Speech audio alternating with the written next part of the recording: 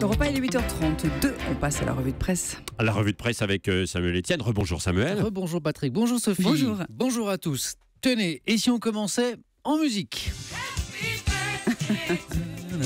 Non, mais c'était hier l'anniversaire de Patrick Samuel. Ouais, oui. Bon Aujourd'hui, anniversaire Manuel Valls. Merci au passage peut-être Samuel, mais c'était hier, effectivement.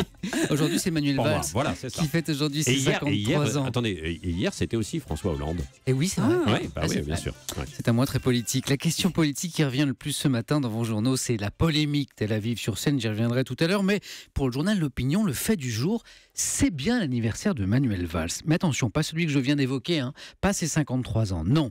Hasard du calendrier, aujourd'hui c'est aussi son 500e jour à Matignon.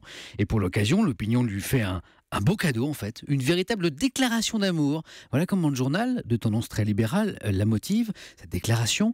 En 500 jours, Manuel Valls a rétabli une autorité, imposé une cohésion gouvernementale. Il a inversé, non pas la courbe du chômage, ce serait trop beau, mais celle du coût du travail pour les entreprises. Ce n'est pas tout. Le Premier ministre a pris acte également du ras-le-bol fiscal et a annihilé la folle loi du flot sur le logement. Pour un anniversaire somptueux, il faut un feu d'artifice, pas seulement une chanson. Voilà le bouquet final donc, dans le paysage politique français, le valsisme est sans doute aujourd'hui le concept le plus intéressant, tant il bouscule aussi bien sa propre famille que les camps adverses. Presque parfait, donc Manuel Valls, allez, l'opinion tempère un peu, estime qu'il lui manque bien quelque chose, comme par exemple une majorité à la hauteur, ou un président de la République moins obnubilé par sa réélection, et surtout l'essentiel, gagner bien sûr la bataille du chômage. Valls vient de passer 500 jours à Matignon, normalement il en reste encore 500, puisque François Hollande a assuré qu'il le garderait jusqu'à la fin de son quinquennat.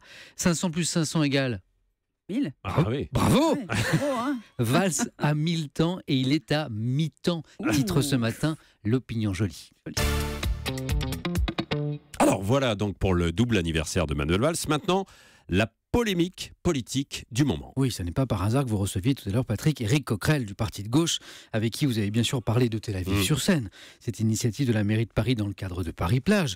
On va rester encore un instant à gauche de la gauche avec l'Humanité. Est-ce une surprise qui prend clairement parti ce matin, dénonce le choix de célébrer la capitale israélienne un an après, je cite, les tueries de Gaza, alors que règne un régime de discrimination et de spoliation à l'égard des Palestiniens. Le quotidien communiste sort les grands mots, parle d'une opération de propagande, dit que ce Tel Aviv sur Seine fait boire la tasse au Paris de la paix, Paris P-A-R-I-S, la ville de Paris. Tenez, à propos de propagande, allez lire cette enquête publiée dans Rue 89. Rue 89 qui a remonté le fil de la polémique et constaté que tout était parti d'un seul tweet. Un seul tweet sur Internet avant que les militants, d'abord pro-palestiniens, puis pro-Israël, ne s'en emparent. Un buzz fabriqué justement par les militants, explique Rue 89, qui dénonce les techniques de propagande consistant à donner l'impression qu'un mouvement naît de manière spontanée dans l'opinion, mais ce buzz est bien fabriqué, affirme le site Internet, et ça marche, les médias s'en emparent, les politiques réagissent, l'objectif est atteint d'un tweet à BFM Mode d'emploi, c'est le titre de cette enquête qui semble des plus rigoureuses. Oui, et c'est allé très vite puisque le tweet date du 5 août. Alors, toute autre chose en une du Parisien aujourd'hui en France, C'est le Samuel. moins que l'on puisse dire. En effet, vous savez que les maisons closes sont interdites en France depuis 1946. Eh bien, elles sont de retour, explique le Parisien, sous la forme de ces salons de massage qui se multiplient, vous l'avez sûrement remarqué, dans les grandes villes. Le journal donne ce chiffre.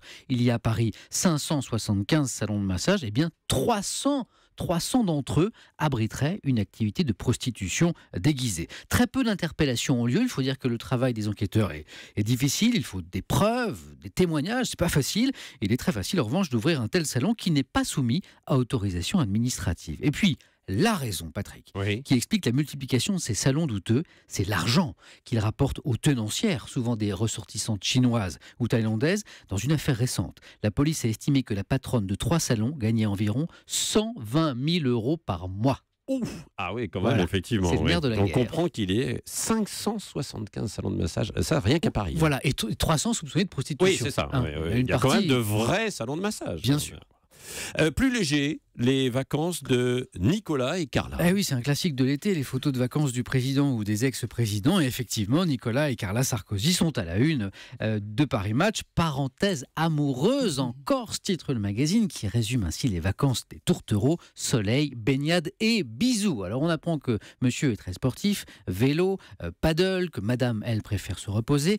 Mais ce qu'ont surtout retenu les internautes, c'est que sur la photo de une de Paris Match, monsieur, pourtant notoirement plus petit que son épouse de 13 cm, semble aussi grand qu'elle. Alors certes, Carla a la tête penchée, mais les internautes, eux, ils en sont persuadés. Photoshop, le fameux logiciel de retouche, a encore frappé, comme la fois où les bourrelets du président, vous savez, Ah bah, je croyais que avaient c'était été interdit. effacés. Ah, ça, ce n'est que la conviction des internautes. Vous irez voir la photo. Ouais, j'ai vu, moi, il a peut-être des tongs à talonnettes. Et puis aussi la polémique sur sa façon de porter le maillot de bain.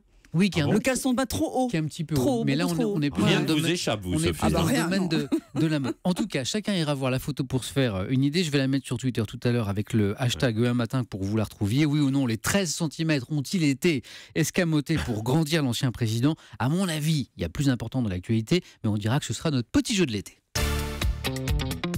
Ah bah, pour finir, un grand jeu, Star Wars. Exactement. La guerre des étoiles, la célèbre épopée de science-fiction dont le 7e épisode débarquera le 18 décembre prochain. C'est loin le 18 décembre. Et pourtant, le mythe Star Wars, c'est la dernière une de l'Obs. Je me demande si nous ne serions pas mi-août, vous savez, quand l'actu a un petit coup de mou, mais qu'il faut bien raconter quelque chose à ses lecteurs, auditeurs, téléspectateurs.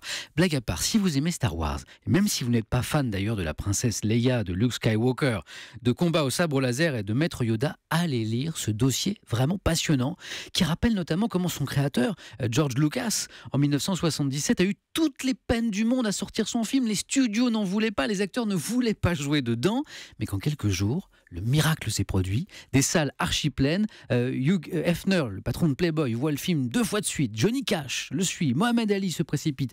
Ted Kennedy également. Elvis Presley, trop célèbre, ne peut se rendre en salle. Il en commande une copie, mais il meurt avant de l'avoir vue. Comme le diraient les fans de la guerre des étoiles, la force n'était plus avec lui. Oui, Elvis Presley, décédé en août 77, justement. Effectivement, on va célébrer dans quelques jours l'anniversaire de sa mort.